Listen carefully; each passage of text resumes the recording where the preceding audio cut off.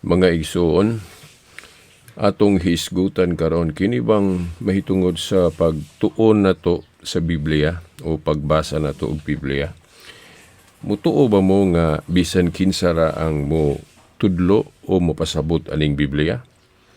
Kung atong unahon kung bisan kinsa ang mutudlo o mapasabot aning Biblia, unya kay lain-lain man gyud ang pagsabot sa tao, mao nang dili gyud magkahiusa. No, kay mo insist man ang matag mubasa sa Biblia nga ang ila mao'y husto. Pero kung atong hunaon pag-ayo, giunsa man ni Kristo pag tudlo nato aron dili ta magkabahin-bahin o aron mahiusa ta, kay timan-an biya nato nga dili baya gusto ang atong Ginoo nga kita magkabahin-bahin o dili ta magkahiusa. Sa Juan 17:11, klaro kayo nga si Kristo gusto niya nga kita maghiusa. Sa dihang miyahat siya sa langit, mihangad siya sa Amahan og nag-ingon, Amahan, mausa unta sila maingon nga ikaw og ako usa. Og sa Roma 16:17, naghiskot si Apostol Pablo nga likayan ang panagbahin-bahin. Likayan kuno tong mga tao nga magtudlo og lahi, supak sa pagtuo nga ilang nadawat sa Roma. Timan-an biya nato nga ang pagtuong Kristohanon na extend o napaabot yun sa lugar sa Roma. Kay mao man na instruction ni Kristo sa mga apostol nga maglakaw sa tibuok kalibutan, iwali ang maayong balita og miabot gayud sa Roma ang Kristohanon nga pagtuo. Og nag-ingon si Pablo sa Roma 16:17 nga likayan kuno kadtong mga tao nga nagtudlo og sukwahi sa pagtulunan nga ilang nadawat sa Roma. Og kung tan-aw nato ang history, unsa mang simbahana nga ang pagtuo sukad gayud sa Roma tungod kay naabot man ang Kristohanong pagtuo sa Roma. Sumala sa history, ang nakapadala og mensahero dinhi sa Pilipinas, mga Espanyol, mga katsila nga gikan sa Espanya. Unya ang Espanya apil na sa naabtan sa mga apostol sama ni Apostol Pablo, kay ang Espanya naghisgot si Apostol Pablo ana sa Roma 15:24 ug 28, kung wala ako malimot sa bersikulo. Roma 15, no, kung ako masayop, bersikulo 24 ug 28, nakahisgot si Apostol Pablo nga nagpasabot siya nga nakaadto siya sa Espanya. Historically, mga katsila ikan sa Espanya ang nakapadala og mensahero niadtong 1521. So makita nato nga kining pagtuong Katoliko gikan gyud ni sa Jerusalem, naabot sa Roma, Espanya, ug may lukop sa tibuok kalibutan, ug mao ni ang tinuod gayud nga simbahan base sa history. Kaya ang ubang mga tinuhuan, ang ilang source, ang ilang sinugdanan, nagsugod lang sa Amerika, daghan kayong nagsugod sa Amerika, kanang Saksi ni Jehova o kanang unsa pa, Mormons, mga born again, Seventh-day Adventist, no? Sa Amerika na nagsugod. Mura lang og tinuod tanawon kay gigamit man nila ang Biblia, pero dili biya basihan ang pagpangopya.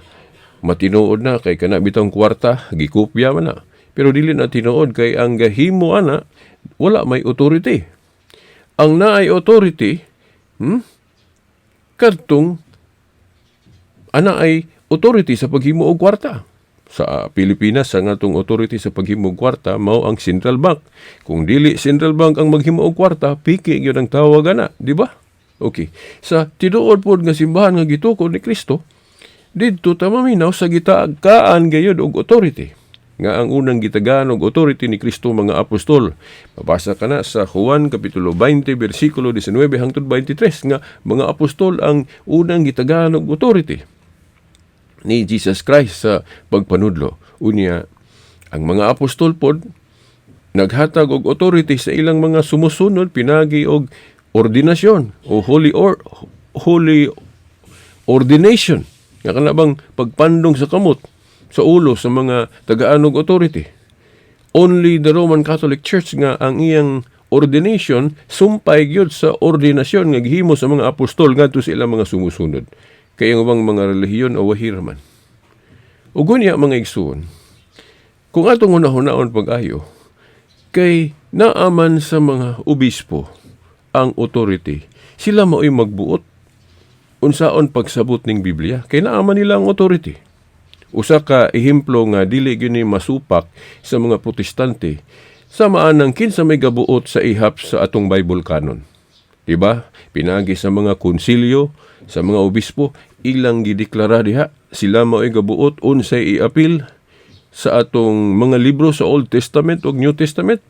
Bisag dili lang sa tamang hisgot og Old Testament. Kay wa man magpareha og gituhuan ang protestante o katoliko kay sobra man og 7 ka libro ang sa katoliko nga kanon sa Old Testament. Bisag ang New Testament lang nga naghiusa ang katoliko ug protestante. Pareho nga nagatuo nga ang opisyal nga lista sa mga basahon sa Bag-ong Tugon 27 lang. Katoliko ug protestante nagkauyon nga 27 books lang ang opisyal nga ihap sa New Testament. Kinsa may gabuot ana, di ba mga obispong katoliko? Yan tong Council of Rome 382. So, sa ato pa, maila na to nga ang authority naa sa mga obispo. Sa ato pa, naa sa katoliko. So, kay naaman ang authority sa katoliko, sa iyang mga obispo, sumusunod sa mga apostol. So, mga obispo ang silbing magbuot o final arbiter aning pagtudlo sa Biblia. Pero ang nahitabo karon gihikawan naman ang katoliko sa mga protestante nga mao'y final arbiter aning pagtudlo sa Biblia. So may nahitabo sa dihang gisalikoy ang Supreme Court sa Biblia nga mao ang mga obispo nga gitawag na tog magisterium. Di ba? Bisan gani ang atong nasod naamang gyud Supreme Court. Aron dunay kahumanan ang mga debate sa mga abogado mahitungod sa balaod. So, atong gobyerno na ay Supreme Court para dunay kahumanan ang mga debate sa balaod. Ang Diyos pa dili kahibalo magmugna og final arbiter o Supreme Court para maundang o dunay kahumanan ang mga debate nga kahibalo man siya nga kanang walay pa naghiusa o pagkabahin-bahin dili na maayo nga talan-awon kinabuhi sa mga Kristohanon. So kung ang gobyerno nato nakahuna-huna nga kinahanglan dunay final arbiter nga gitawag natong Supreme Court, ang Ginoo pa di kahibalo maghimo ana para maundang o adunay kahumanan ang mga debate sa Biblia. So kung nahimo na sa gobyerno sa tao nga naghimo siya Supreme Court para dunay kahumanan ang mga debate sa balaod, ang Dios mas kahibaluan na. O makita man yun na, masabot man yun na sa Biblia. Nga, naghatag og authority, una, ang Diyos, nga to ni Kristo, ang iyang bugtong anak, o si Kristo, ang bugtong anak sa Diyos, nihatag po og authority sa mga apostol.